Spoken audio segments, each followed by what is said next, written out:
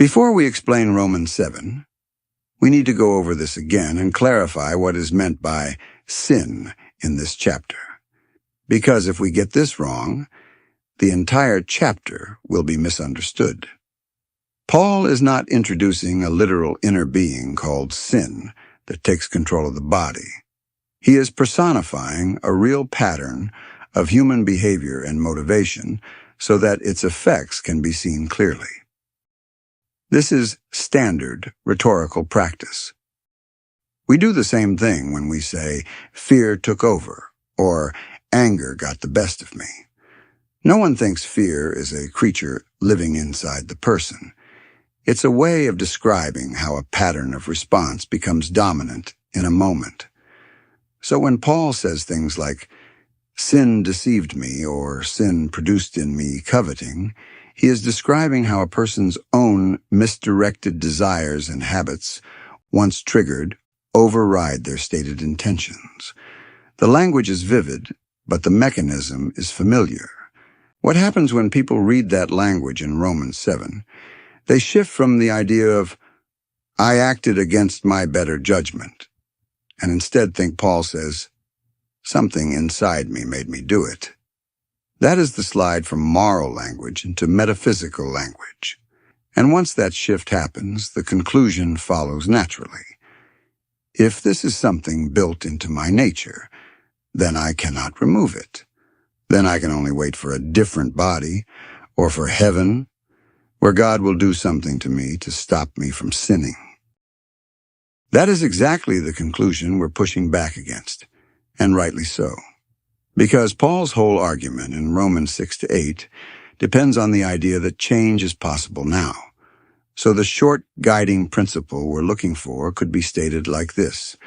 Romans 7 uses personification to describe the power of entrenched patterns of wrong desire, not a literal inner entity that overrides the will. The conflict Paul describes is not between two substances, but between what a person recognizes as right and what they are habituated or inclined to choose under pressure. That keeps everything in the realm of moral agency and influence, not metaphysical determinism. If sin is treated as a metaphysical thing, then responsibility becomes blurred and change becomes unlikely. The person cannot locate the problem, cannot directly address it, and eventually settles into the idea that defeat is normal. If sin is understood as a pattern of intention and action, then the problem becomes identifiable and actionable. It can be confronted at the level where it actually operates, what a person values, what they choose, and what they have trained themselves to do over time. That doesn't make change easy, but it makes it possible and meaningful. Now bring Romans 7 back into that framework.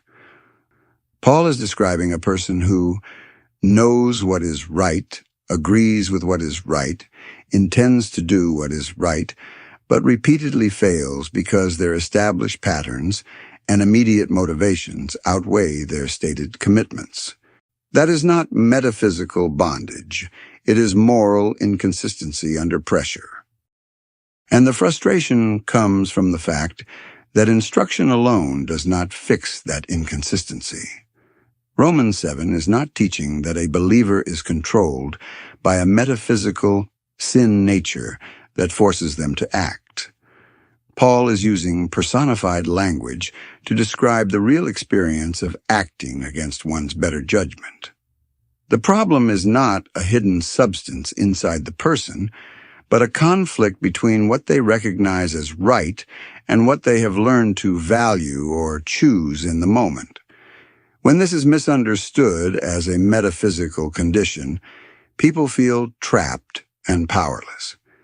But when it is understood as a moral and practical problem of intention, habit, and influence, it becomes something that can be addressed and changed. We need to keep these distinctions intact.